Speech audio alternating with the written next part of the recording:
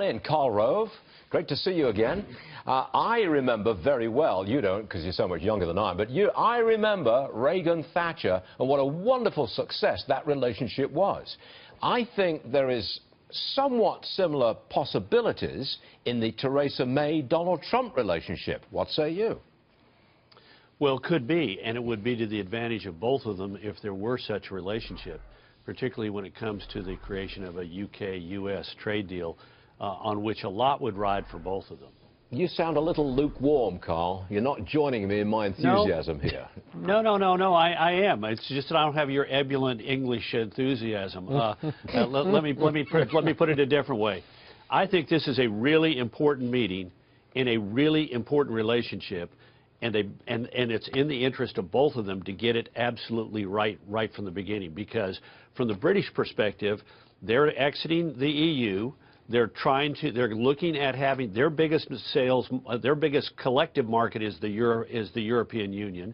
So if they have a good trade deal with the United States that has a level playing field and everybody looks at it as a win-win, it gives them greater leverage in getting similar agreements with the French and the Germans and others who may want to punish them a little bit for Brexit.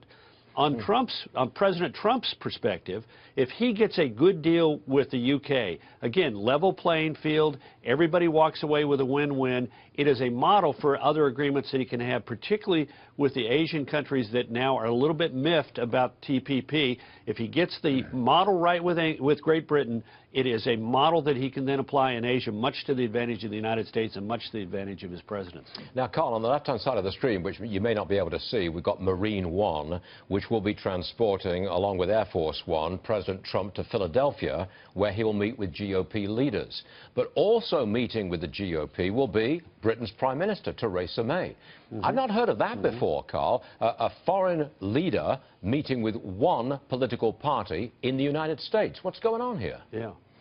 Well, I think there's a natural sympathy between British conservatives and American Republicans. Now, of course, not all British conservatives, as you know, are fans of the Republicans. A lot of them are tended to be, particularly in the past, tended to be sort of moderate Democrats in nature, and they like the John Kerrys and Bill Clintons of the world more than they liked Republicans. But I think there's a natural sympathy, and particularly right now, I think it's a smart move on her part.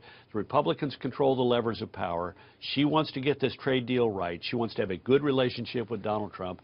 And I think it's a smart move on her part. There have been foreign leaders who've attended, I believe, who've attended the Republican congressional retreat in the past and may have not necessarily met with the Democratic leaders, and similarly, foreign leaders that attended the Democratic retreat and didn't meet with Republicans. Yeah, we understand that the Democrats in America are not happy that they have been, as they say, snubbed by this.